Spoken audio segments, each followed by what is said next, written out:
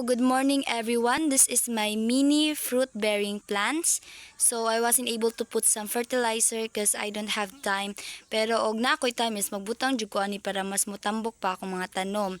So one of the most used fertilizer are the lusay and the tayog baka, pero wala mi baka ri makitaan sa mua, so mangita na lang siguro pug kog lusay sa dagat. So mudong pa kog dagat adto nagka-weekend para mabut nga ni. So this is my plant. My kinaunahan ang gikuha as the lemon.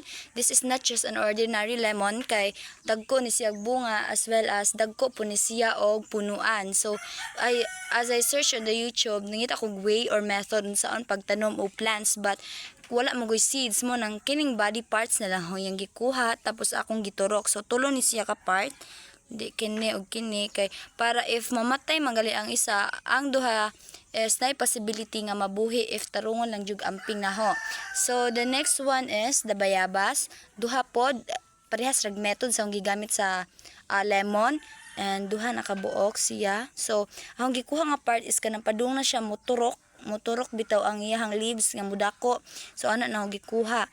And the next one is the siniguelas. Pareha ra pod og way sa method sa lemon og sa bayabas. So ang siniguelas is gikuan na gitulo nako dara dagko pagka-hiwa na ho sa iyang body. So tulo na kabuok.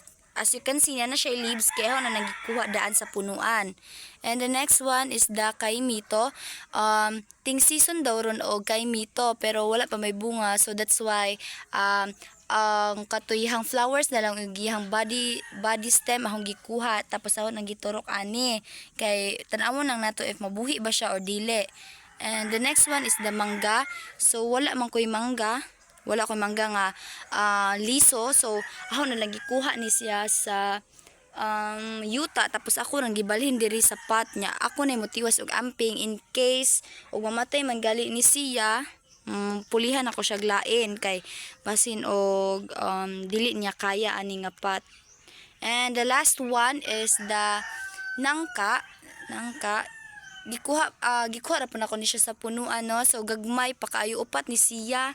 Upat mao ni ang pag kinaunhang turok gyud tapos ako nang gibalhin dire kay aron ani siya mudako. And this one also nya kini siya gikuha na jud ako na siya sa iyang dahon, gikuha na ni dahon tapos giputol-putol na niya akong gitunga into two dara. So but na nako ni siya fertilizer if nanakoy time kay mas mudako pa ni siya. And that's all for my video about my fruit bearing plants. Thank you.